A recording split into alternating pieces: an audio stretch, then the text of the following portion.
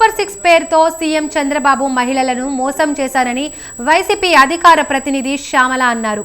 ఎన్నికల హామీలతో మహిళలను తేలికగా మోసం చేయొచ్చని సీఎం చంద్రబాబు అనుకుంటున్నారని విమర్శించారు. 2014లో కూడా డ్వాక్రా రుణమాఫీ పేరుతో మోసం చేశారని అన్నారు. తల్లికి వందనం పేరుతో జగన్ ఇస్తున్న అమ్మఒడి పథకాన్ని ఆపేశారని మండిపడ్డారు.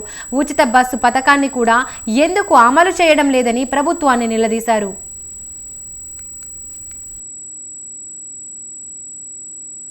ప్రజలేమో రోజు రోజుకి అన్యాయం అయిపోతూ ఉన్నారు.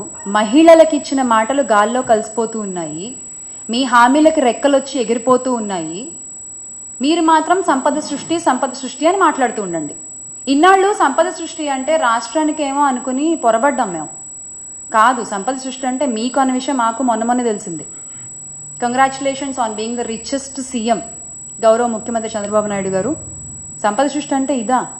ప్రతిదాన్ని ప్రైవేటీకరణ చేయడం, జగనన్న ఆధ్వర్యంలో ప్రవేశపెట్టిన అన్ని పథకాలని ఈ రోజు మీరు ప్రైవేటీకరణ చేస్తున్నారు, ఆరోగ్యశ్రీతో సహా.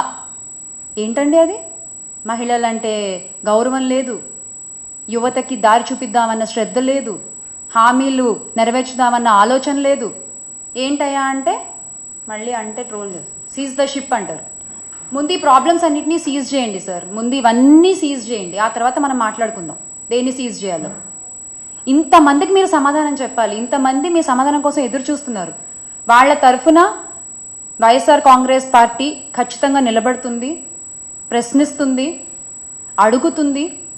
ఖచ్చితంగా మళ్ళీ ఆంధ్ర రాష్ట్ర ప్రజలందరూ కూడా మా పార్టీ అధ్యక్షులు గౌరవ శ్రీ వైఎస్ జగన్మోహన్ రెడ్డి గారిని అధికారంలో కూర్చోబెడతారు. ఖచ్చితంగా we all will make Andhra great again with Jagan అన్న. ప్రజలేమో రోజు రోజుకి అన్యాయం